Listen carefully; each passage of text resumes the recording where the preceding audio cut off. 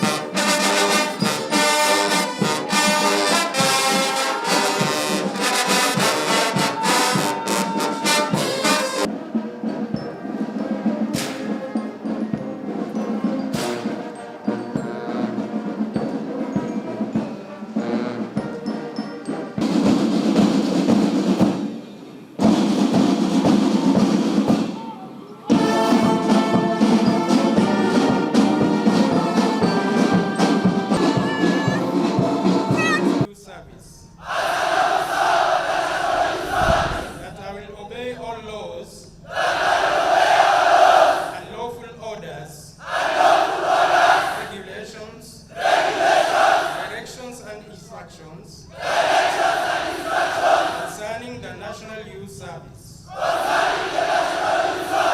I will discharge all the duties of an officer of the National Youth Service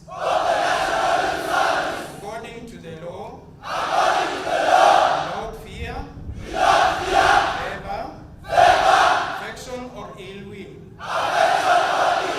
So help me God.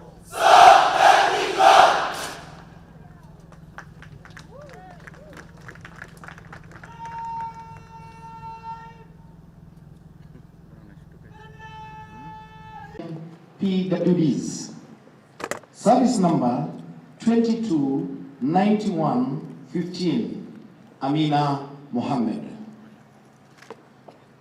Amina Mohamed ni kati ya wenzetu walio na ulemavu wa kusikia na ndiye amefanya bora zaidi akiwakilisha wale wenzake. Huwa huzungumza kwa ishara. Ni ishara ya kumshukuru Mheshimiwa Rais.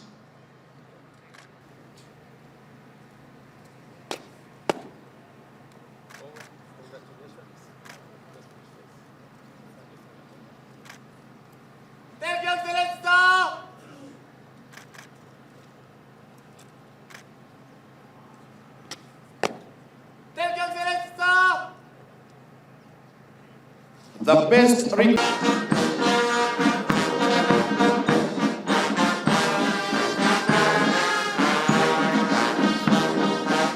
the National Youth Service in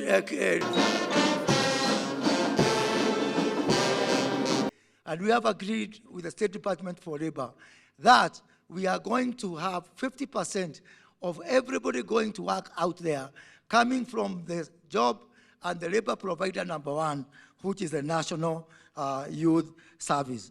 Your Excellency, it can only get better. And we look forward to working with all state departments to ensure that the first provider of labor of choice is the National Youth Service.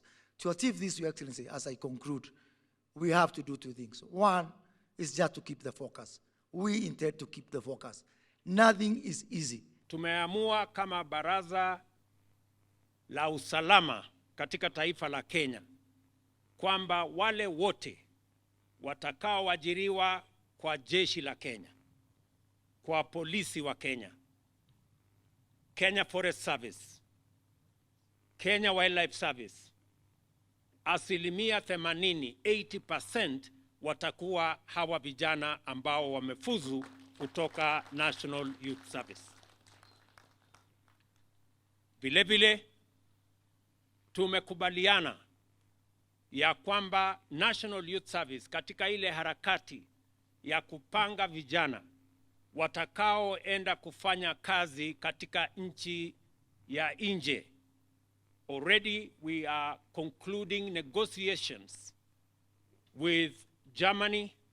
We are concluding negotiations with Saudi Arabia. we are concluding negotiations with another 8 countries on export of labor. And the National Youth Service is going to be the central organization for pre-deployment training so that Kenyans understand what they need to do when they go out for work as labor that is exported from Kenya. I have approved the modernization and the re-engineering of National Youth Service so that in February next year, we will have an additional 200 cadets that will be trained to enhance the capacity of National Youth Service to train more servicemen and women as we use NYS to grow the pool of young people that are job ready, that are ready to take up responsibilities in different sectors.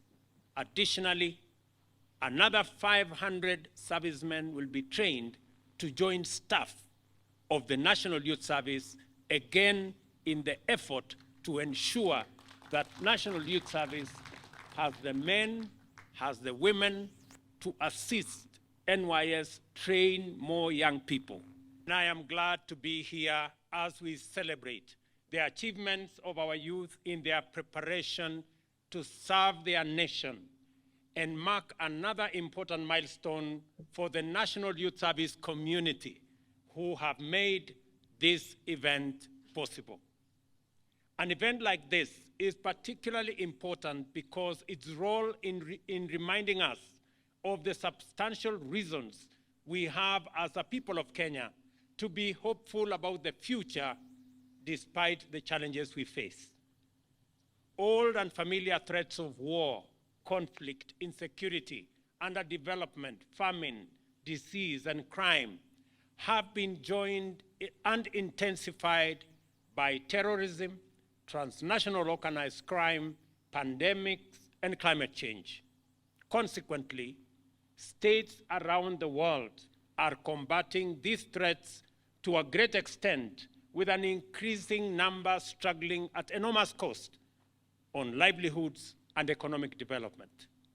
Under these conditions, high rates of population growth have not only increased the number of citizens overall, many national populations of developing countries grow younger by the decade. Our continent now has the world's youngest population with a median age of 19, and 25 countries with the youngest median age are in Africa. What this means is that the youth are no longer just an indispensable component of society. They define the basic character of our nations and determine the direction and speed of our journey into the future.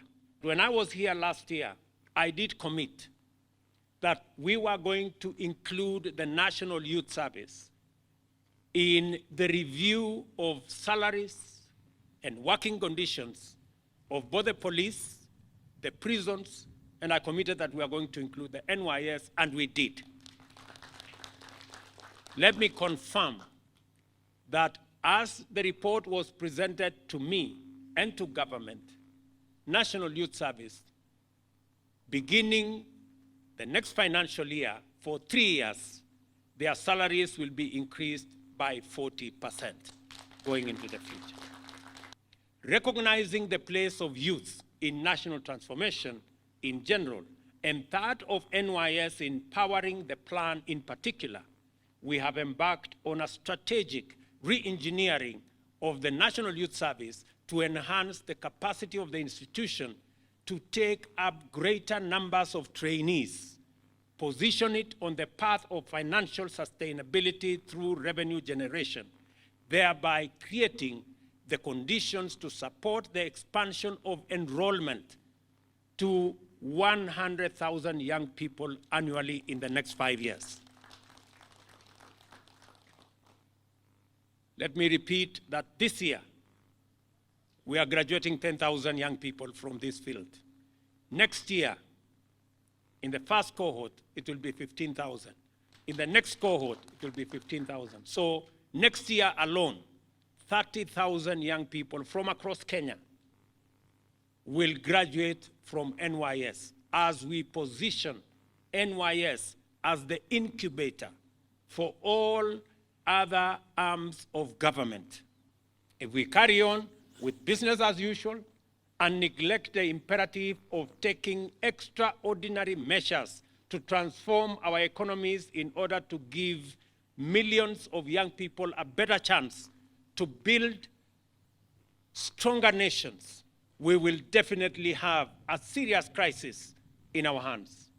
It is clearly evident that for a few decades now, Kenya has been firmly and emphatically committed in investing significantly in a future that will exploit the demographic dividend to drive national development agenda.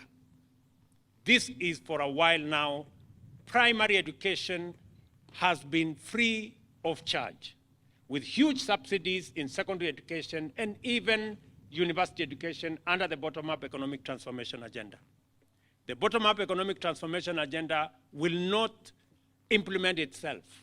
On the contrary, our best chance of actualizing the Kenya we want in social, economic, political, and even cultural terms is by wasting no opportunity in equipping our young people with the skills and capabilities that are not only competitive and relevant in the current global market, but also firmly aligned with the imperatives of the radical transformation of our economy.